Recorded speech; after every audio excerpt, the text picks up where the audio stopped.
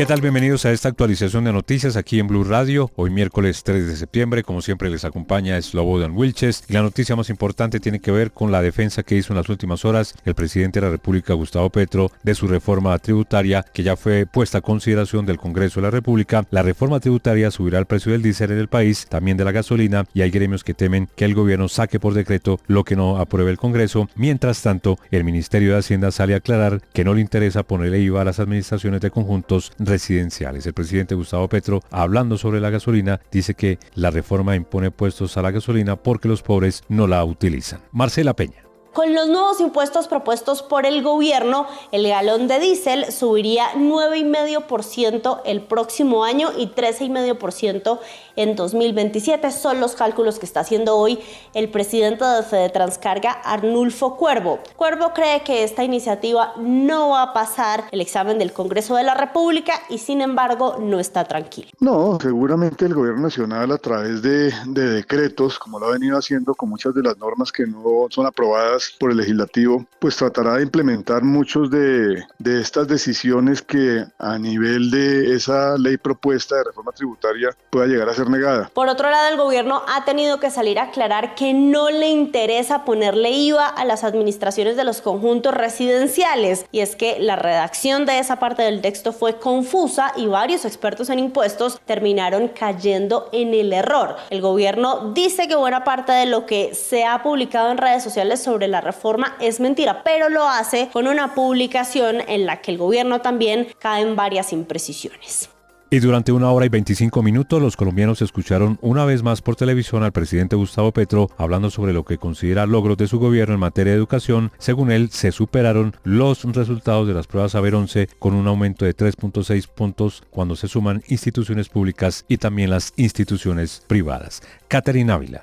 La locución del presidente Gustavo Petro dedicada a la educación inició con la defensa de las cifras que había presentado días atrás sobre salud tras las críticas de expertos por el uso de datos absolutos sin ajuste poblacional, gráficos inadecuados y falta de contexto. Luego el mandatario destacó mejoras en la educación pública y privada, señalando que hubo un aumento de 3,6 puntos en las pruebas Saber 11 frente al gobierno del expresidente Iván Duque. Durante esa intervención, el presidente además dio instrucciones al Ministerio de Educación respecto al caso de Valeria Afanador, la niña que fue encontrada sin vida en Cajicá tras desaparecer de su colegio. Pero sí tener mucho cuidado el Ministerio de Educación, porque debe hacer la investigación del jardín ese de educación especial en Cajicá y otros, porque esa niñita murió fue ahí, parece, en el colegio, y eso significa codicia en cambio de vida. El presidente Petro también habló del presupuesto de la educación, resaltando un incremento del 35% con 17,5 billones adicionales frente al gobierno anterior. Sin embargo, la representante Catherine Miranda le recordó al mandatario que según el proyecto de presupuesto para 2026 que presentó el Ministerio de Hacienda, la inversión en educación disminuirá 1,4 billones y se va a reducir un 17,2%. En materia económica, el presidente volvió a defender su reforma tributaria.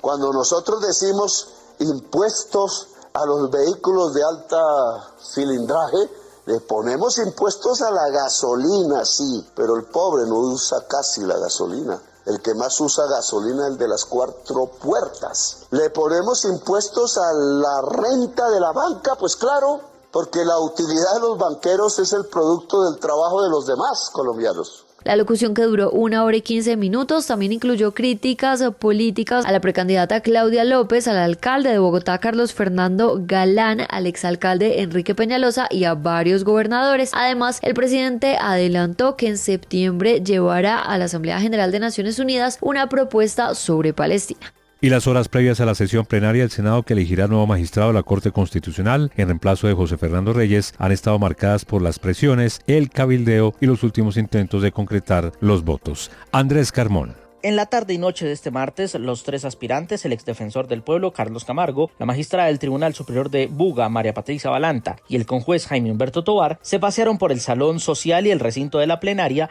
hablando con congresistas de todas las bancadas y buscando concretar los votos necesarios para ser elegido el magistrado de la Corte Constitucional. Aunque Camargo no quiso pronunciarse públicamente frente a su aspiración, ni quiso hacer público los apoyos que estaría recibiendo especialmente de los partidos de oposición, su directa competidora, la candidata Balanta, insistió insistió en que ha sido víctima de una campaña de racismo y misoginia por los señalamientos de que ella es la ungida del presidente Petro. Me han estigmatizado y me han estigmatizado. Yo estoy segura que es por ser mujer y por ser negra, porque a mí mismo me ubicaron en el petrismo y yo no soy petrista. Yo no pertenezco al gobierno, yo no he hecho alianzas con ningún partido político. Por su parte, el candidato Tovar resaltó como sus cualidades el tener cerca de 40 años de experiencia en la abogacía y la rama judicial, así como de no tener ningún tipo de mancha, polémica o compromiso político. Se ha abierto la posibilidad de una tercería. Esta polarización ha hecho pensar a muchos de los senadores y a muchos de los partidos que hay opciones. La mía es una opción eminentemente que busca la institucionalidad de la Corte Constitucional.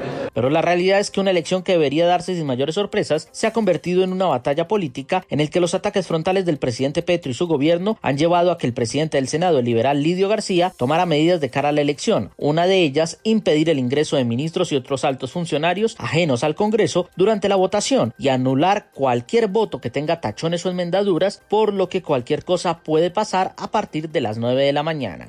Hablamos de noticias en Bogotá. Durante este miércoles y jueves, las localidades de Suba, Engativá, Kennedy y parte de Fontibón estarán sin agua hasta por 2 días, mientras se realiza el desvío de una línea principal de distribución del acueducto de Bogotá en la avenida El Rincón en Suba y otras conexiones de tuberías. Laura Alejandra Moreno. Desde esta madrugada inició el corte de agua en las localidades de Suba, Engativá y Fontibón, mientras se realiza el traslado de una red de tubería matriz del acueducto de Bogotá. Durante estos 2 días se realizarán empalmes de tuberías de gran tamaño en el sector de El Tanque de Suba. Adicionalmente se harán otros 3 empalmes de menor diámetro y se trasladará esta red al costado norte de la avenida, pues antes pasaba por debajo de la vía. El IDU y la empresa de acueducto y alcantarillado de Bogotá explicaron que esta medida favorecerá los mantenimientos futuros y evita riesgos para la red de suministro. Mauricio Reina, subdirector general de infraestructura del IDU, explica más detalles de la obra. Estamos aprovechando esta ventana de red matriz para hacer la mayoría de los empalmes que tenemos. De pronto nos puede pasar que falten unos empalmes, pero son muy pequeños y serán cortes muy pequeños durante unos días en la zona occidental de la avenida Boyacá. Según explicó Reina, esta obra será terminada y entregada en el último trimestre de este año. Por ahora continuará el corte de agua en Suba hasta mañana jueves y podría extenderse por 12 horas más mientras se restablece el servicio. En Engativá y Fontibón el corte será por las 24 horas de hoy y en Kennedy durante todo el jueves. Desde las 6 de la mañana se habilitará el servicio de 29 carrotanques para los sectores que lo requieran, los cuales podrán solicitar a través de la Acualínea 116.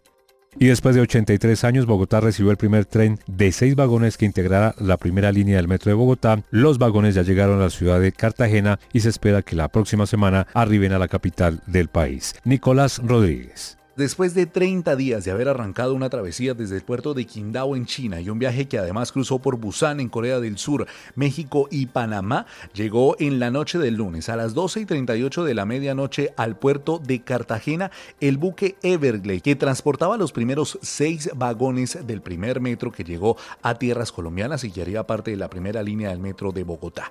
El alcalde Carlos Fernando Galán, a través de un radio en el acto de protocolo, dio la orden para que se bajara la cabecera de este tren, el vagón 1016, que fue el primero en tocar suelo colombiano. Omar y todo el equipo de operaciones del puerto de Cartagena, les habla el alcalde de Bogotá, Carlos Fernando Galán, y les pido que inicien a descargar algo que ustedes tienen en sus manos, que es mucho más que un simple tren. Inicien por favor el descargue del primer tren del metro de Bogotá para que entre ya definitivamente a Colombia. Recibida su instrucción y procedemos con el descargue del metro de Bogotá. Un tren que podrá transportar a 1.800 personas y que además espera que lleguen 5 al finalizar el año de los 30 previstos para la primera línea del metro de Bogotá. Y es que a nivel mundial también fuimos noticia porque metros como el de Quito en Ecuador, el de Santo Domingo en República Dominicana y hasta el metro de Medellín acá en Colombia le dieron la bienvenida a estos 6 vagones, que además es una muestra de avance tecnológico, y se espera además que el próximo jueves a las 3 de la mañana arranque la caravana por tierra hacia Bogotá y se espera que llegue al patio taller el próximo jueves 11 de septiembre. En noticias judiciales, la Fiscalía solicitó la medida de privación de libertad preventiva para Harold Barragán Ovalle, imputado por 4 delitos cometidos por planear el magnicidio de Miguel Uribe Turbay. Se supo además que en un grupo de WhatsApp llamado Plata o Plomo fue donde se coordinaron los seguimientos en tiempo real al excandidato presidencial. Kalila Peña. La Fiscalía aseguró que la organización criminal Plata o Plomo, por medio de un grupo de WhatsApp y videollamadas, registraron el lugar de residencia, los vehículos, horarios y movimientos del precandidato asesinado para planificar el ataque del pasado 7 de junio. Realizadas a través del grupo de WhatsApp destinado a documentar los seguimientos al senador y conocido como Plata o Plomo, grupo a través del cual se realizaba la coordinación de todas las actividades delictivas de esta estructura. Estas llamadas se dieron para coordinar los detalles del atentado, estas 4 llamadas, incluida la participación del menor de edad que dispararía el arma.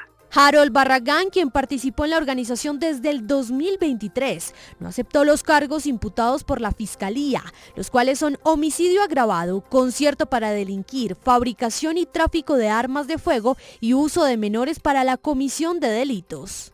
No, señor, su señoría, no acepto los cargos. Por este caso ya van 7 personas judicializadas, entre ellos Elder José Arteaga, alias El Costeño, procesado por el magnicidio de Miguel Uribe, quien según la Fiscalía coordinó acciones antes y después del atentado el 7 de junio, como la cabeza al mando que conectó con los demás implicados para que se llevara a cabo este hecho en el occidente de Bogotá. Hablamos de noticias en el mundo. El presidente Donald Trump ordenó el primer ataque por parte de fuerzas militares contra los cárteles del narcotráfico, destruyendo una lancha que aparentemente transportaba cocaína, y responsabilizan al Tren del Agua y al jefe de la dictadura, Nicolás Maduro. Vamos a Washington, Juan Camilo Merlano. Es un ataque sin precedentes. El mismo presidente Donald Trump lo anunció desde el despacho Oval y posteriormente publicó un mensaje a través de su red social Truth con un video de la embarcación, la cual fue objeto de este ataque por parte de los Estados Unidos. Dice el presidente Trump que 11 terroristas miembros del Tren de Aragua iban a bordo y que el Tren de Aragua es una organización terrorista extranjera que opera bajo el control de Nicolás Maduro y es responsable de asesinatos masivos, tráfico de drogas, tráfico sexual y actos de violencia y terrorismo en Estados Unidos. Que esto sirva de aviso a cualquiera que esté considerando importar drogas a los Estados Unidos. Cuidado, fue lo que dijo el presidente Trump. El ataque fue en aguas internacionales y se produjo por parte de los activos militares que ordenó los Estados Unidos desplegar al sur del Mar Caribe. Y cerramos con deportes porque ya están concentrados los 26 jugadores de la Selección Colombia para enfrentar a Bolivia y Venezuela. Vamos a Barranquilla, Fabio Poveda. Ayer se completó la Selección Colombia. Sobre las 2:30, 3 de la tarde más o menos, arribó el último integrante que hacía falta por llegar. Se trata de Daniel Muñoz, el lateral del Crystal Palace de Inglaterra, que entre otras cosas no va a poder jugar ante Bolivia por acumulación de tarjetas amarillas. Ayer la selección realizó su primer entrenamiento con el grupo completo, con los 26 jugadores, y ya el técnico Néstor Lorenzo empezó a diseñar lo que será el 11 titular para enfrentar a Bolivia mañana en el Metropolitano a partir de las 6:30 de la tarde. La nómina titular estaría conformada con Camilo Vargas en el arco, el lateral derecho sería Santiago Arias, el lateral izquierdo Johan Mojica, la pareja de centrales Davinson Sánchez y Johannes Locumí. Luego en el medio Richard Ríos, al lado por supuesto de Jefferson Lerma, después John Arias, James Rodríguez, el gran Luchito Díaz y en punta John Córdoba, el goleador del Krasnodar de la Liga Rusa. Y hasta aquí esta actualización de noticias en Blue Radio. Como siempre les acompañó Slobodan Wilches. Feliz resto de día.